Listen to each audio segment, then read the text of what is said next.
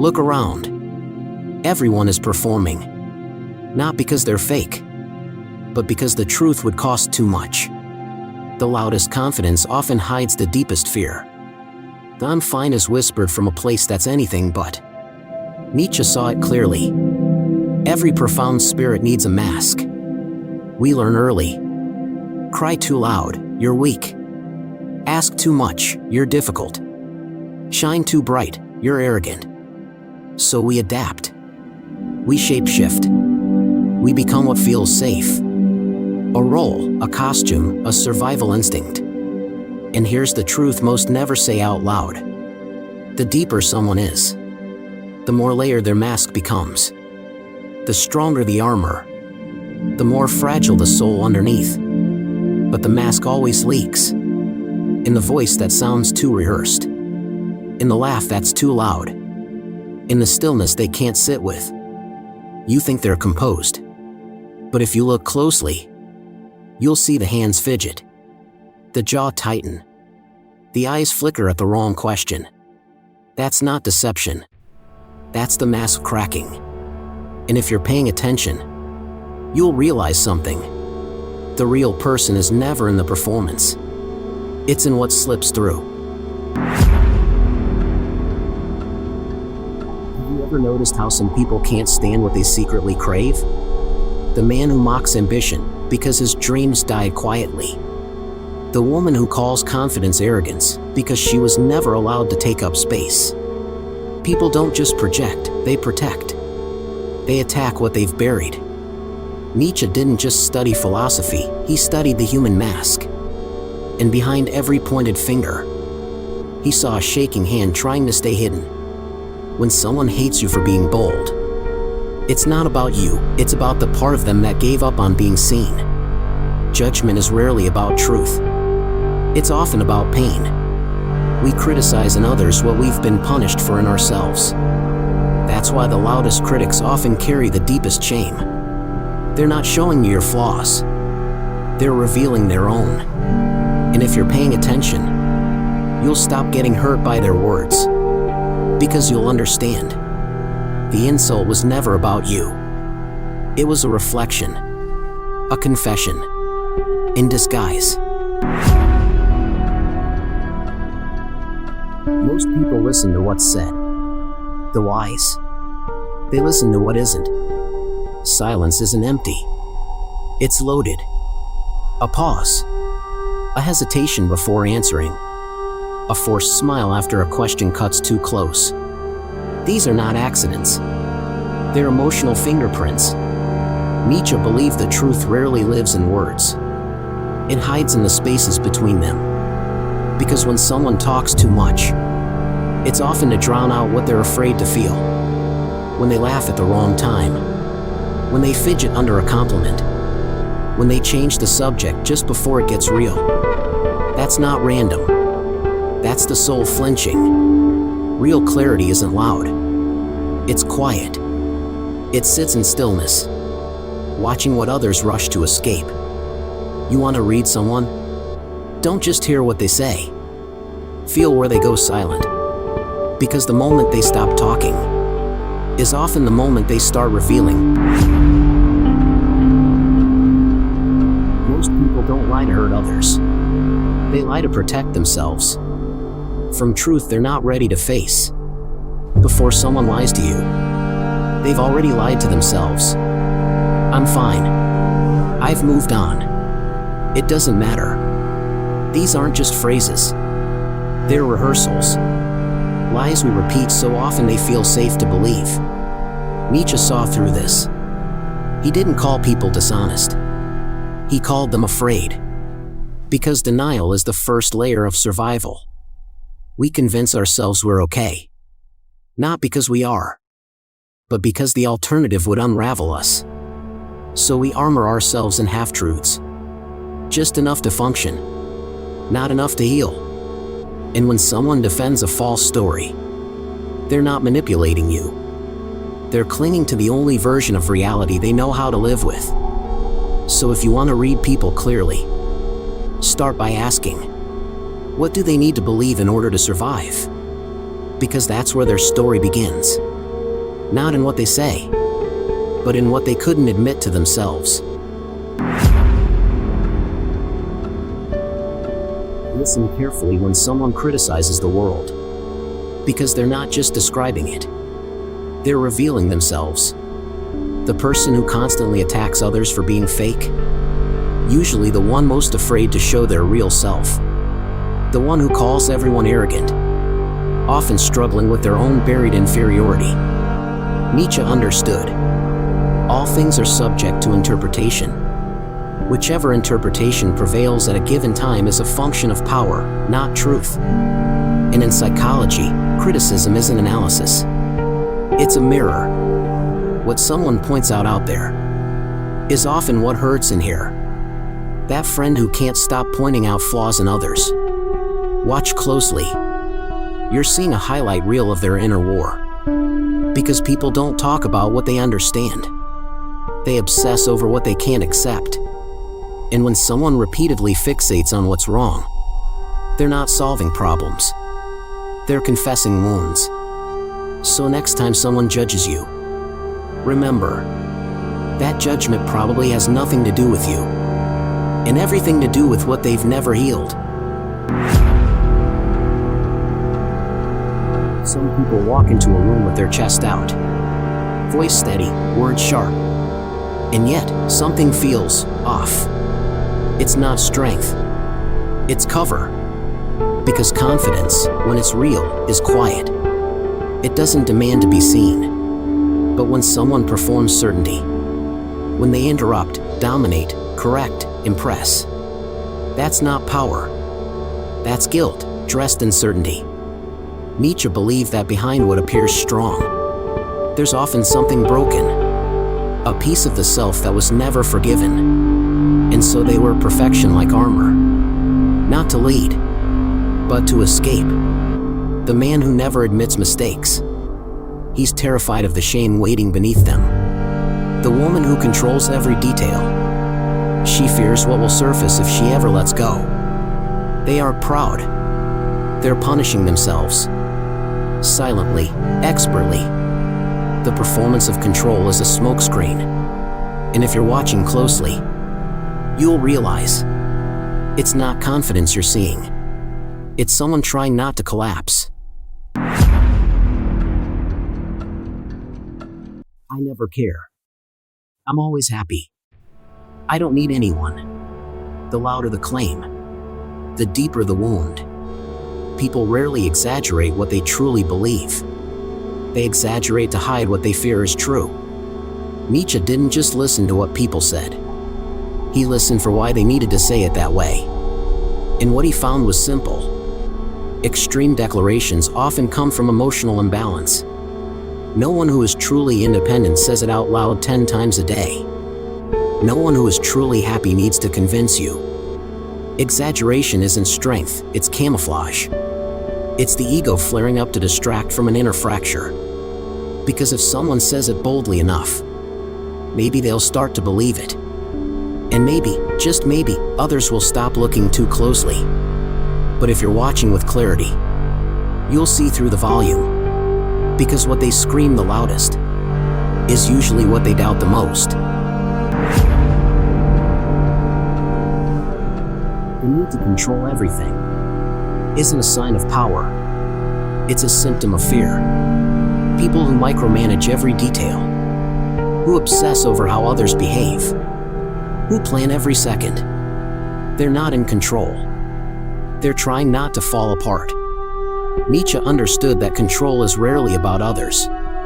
It's about avoiding the storm inside. When someone grips tightly to order, it's often because chaos lives just beneath the surface. The woman who organizes every moment of her day, she's fighting the part of her that once felt helpless. The man who can't handle spontaneity, he's terrified of vulnerability, because it reminds him of when he had none. Control is not dominance, it's self-protection. And the tighter someone clings, the more fragile their peace really is. So if you want to read someone clearly, don't just look at how they manage the world. Ask what part of themselves they're afraid to meet, if they ever lost that grip.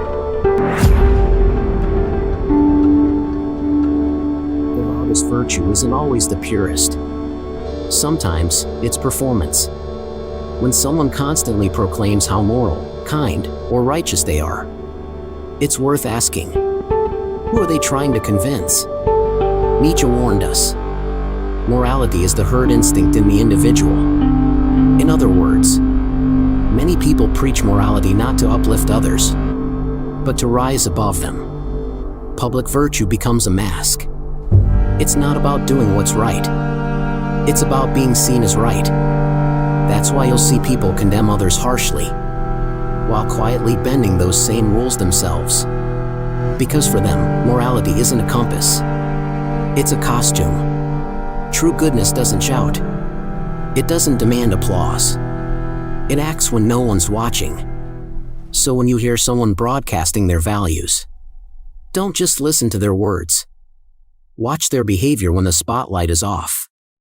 That's where character lives. Not in declarations, but in decisions made without an audience. Most people don't fear pain. They fear exposure. Being vulnerable doesn't just open you to hurt. It threatens the identity you've built to survive. The fear isn't, what if they reject me? It's, what if they see the real me and walk away? Nietzsche believed that identity is a performance we curate. To be accepted, to belong, to avoid abandonment. And so we armor ourselves with confidence, silence, humor, knowledge. Anything that keeps the spotlight off the rawness underneath. But when someone starts to see through that mask, when intimacy steps in, the ego flinches. Exposure feels like ego death. That's why some people push away the ones who care. That's why they ghost when things get real. That's why they change the subject when emotion enters the room. It's not coldness. It's terror. Because to be seen fully is to risk losing the version of yourself you spent your whole life protecting. And for many, that risk is unbearable. Ever notice how some people explain things that were never questioned? They defend beliefs no one attacked. That's not confidence. That's insecurity trying to look brave.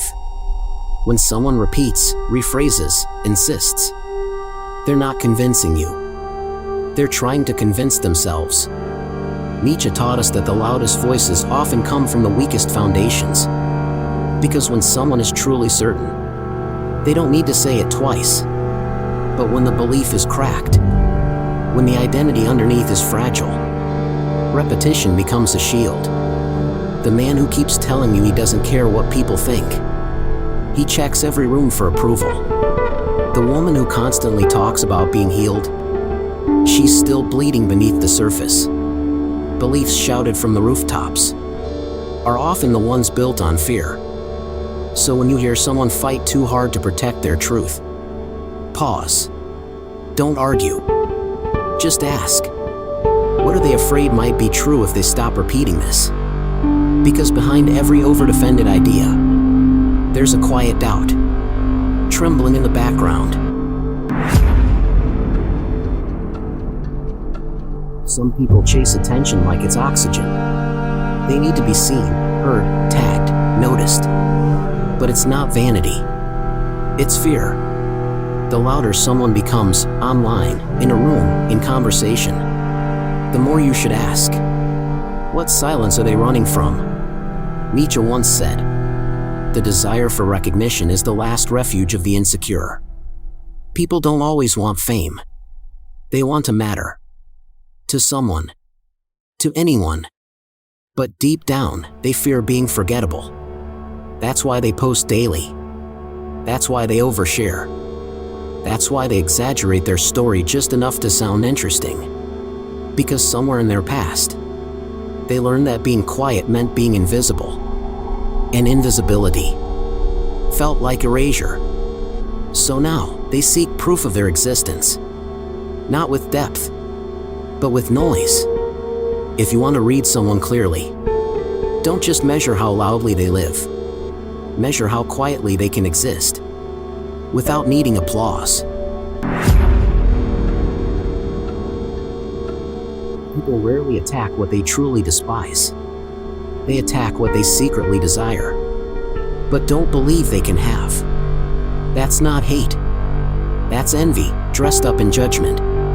Nietzsche understood this paradox. The more someone resents you, the more likely it is that you're reflecting a part of them they've rejected. The confident are mocked by the insecure. The free are criticized by the trapped. The expressive are labeled too much by those who were silenced. But envy doesn't say, "I wish I had that." It says, "You don't deserve that." It points fingers. It rolls eyes. It gossips. Not to destroy you, but to protect its own fragile identity. Because it's easier to bring you down than to confront what they gave up on. So when someone comes at you with unwarranted intensity, pause. Don't respond with anger. Respond with awareness. You are not what they hate. You are what they believe they'll never be. People love to say they're being rational, that their opinions are built on facts, evidence, and reason. But the truth? Most beliefs aren't born from logic. They're built from scars. Nietzsche saw this clearly. What we defend, argue, and swear by is usually stitched together from past wounds. A person who was abandoned will preach independence. One who was betrayed will champion brutal honesty. The one who was never heard will demand to be right. These aren't random preferences. They're emotional survival systems.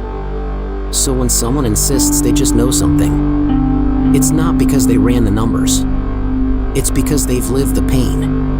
The louder the belief, the deeper the bruise it's guarding.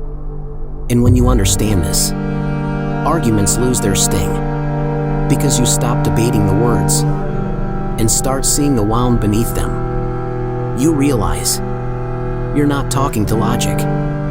You're talking to pain, disguised as certainty.